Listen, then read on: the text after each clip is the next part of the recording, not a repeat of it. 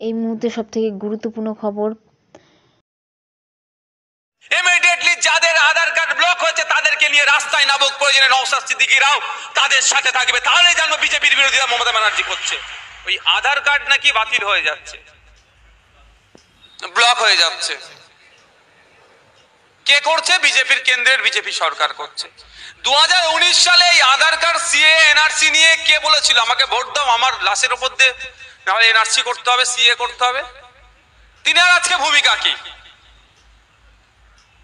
এটা ভাবার বিষয় আছে। আজকে আমরা দেখছি তো এসসি সমাজের মানুষের আধার কার্ড ব্লক হয়েছে, কালকে এসটি সমাজের হবে, পরশুদিন মাইনরিটি সমাজের হবে, তারপরের দিন জেনারেল কাস্টের হতে পারে। কিন্তু প্রশ্নটা এখানে, যে বলেছিল আমাকে ভোট দাও, আমি বিজেপির বিরুদ্ধে লড়াই করব, আমার লাশের উপর দিয়ে যেতে হবে বিজেপিকে, তিনি আজকে শুধুমাত্র সাংবাদিক সম্মেলন করে দায় এড়িয়ে যাচ্ছেন কেন? যাদের আধার কার্ড ব্লক হয়েছে, ডিঅ্যাক্টিভ হয়েছে, তাদেরকে নিয়ে ইমিডিয়েটলি আমি এখানে মঞ্চ থেকে বলবো, যদি এই মঞ্চ নয় কিন্তু এই বিষয়ে আমাকে উত্থাপন করতে বাধ্য হচ্ছে। আসার সময় আমাকে মিডিয়া বন্ধুরা কোশ্চেন করলেন, ইমিডিয়েটলি যাদের আধার কার্ড ব্লক হয়েছে তাদেরকে নিয়ে রাস্তায় নামুক, প্রয়োজনে নওশাদ সিদ্দিকীরাও তাদের সাথে থাকবে, তাহলে জানবো বিজেপির বিরোধিতা মমতা ব্যানার্জি করছে। রাস্তায় নামবেন, সাথে সাথে তাদের হয়ে আইনি লড়াই দেওয়ার জন্য লয়ার তৈরি করুক। লয়ার তো আছে, কপিল সিব্বলকে লাগাচ্ছে কার জন্য জানেন? কুরবান শাহ। তৃণমূল সরকার লাগাচ্ছে, সুপ্রিম কোর্টে দাঁড় করাচ্ছে কপিল সিব্বলদের মতো দামি দামি লয়ারকে। তৃণমূলের পঞ্চায়েত সমিতির সভাপতি, ব্লকের যুব প্রেসিডেন্ট, প্রধানের স্বামীকে খুন করলো। যারা খুন করেছে অভিযোগ, তাদেরকে বাঁচানোর জন্য রাজ্য সরকার এই ধরনের নামি দামি যদি লয়ার সুপ্রিম কোর্টে ফিট করতে পারে, তাহলে আমাদের রাজ্যের যাদের আধার কার্ডকে ব্লক করেছে এখনো পর্যন্ত শুধু সাংবাদিক সম্মেলন করে নাটক না করে কেন আইনের দ্বারস্থ হচ্ছেন, এই প্রশ্নটা আজকে এই মঞ্চ থেকে তুলতে চাই। শুধু তো নাটক চলছে। 2024 আসছে, লোকসভা নির্বাচন আসছে, আরো নাটক হবে। আমি আপনাদের কাছে অনুরোধ করব, এটা রাজনৈতিক মঞ্চ নয়, আমি ভোটের কথা বলবো না, তবে সজাগ সতর্ক থাকবেন।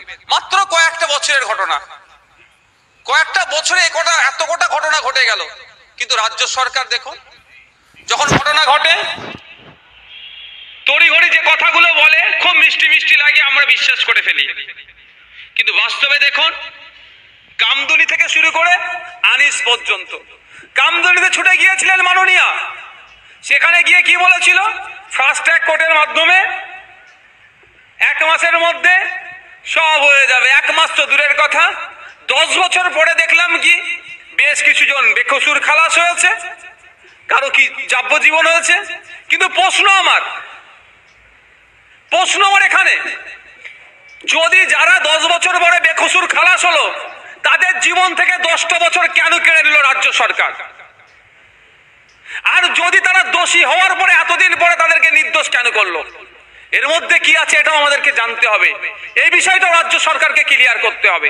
একাধিকবার আয়ও চেঞ্জ হয়েছে, একাধিকবার যারা কোর্টে রাজ্য সরকারের হয়ে মামলা করছেন তাদেরকেও চেঞ্জ করা হয়েছে। কারণটা কি?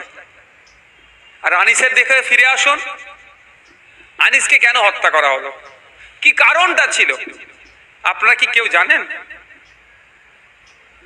এসআইটি সিট গঠন করে দিয়েছিল, তো সিটের টপে কাকে বসিয়ে রেখেছিল? জ্ঞানজ্ঞান সিং।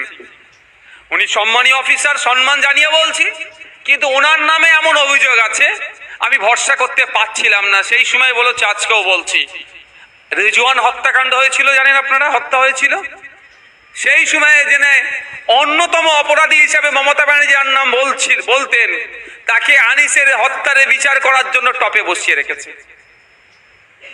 বিচার পাবে? বিচার পেয়েছে? 1বার নয় 2বার পোস্টমর্টম করতে হলো, এখনো বিচার পায়নি। আর কবে পাবে আমি আশা করছি না।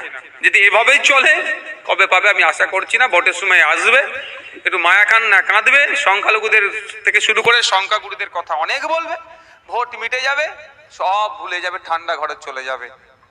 তো আনিসের অপরাধটা কি ছিল?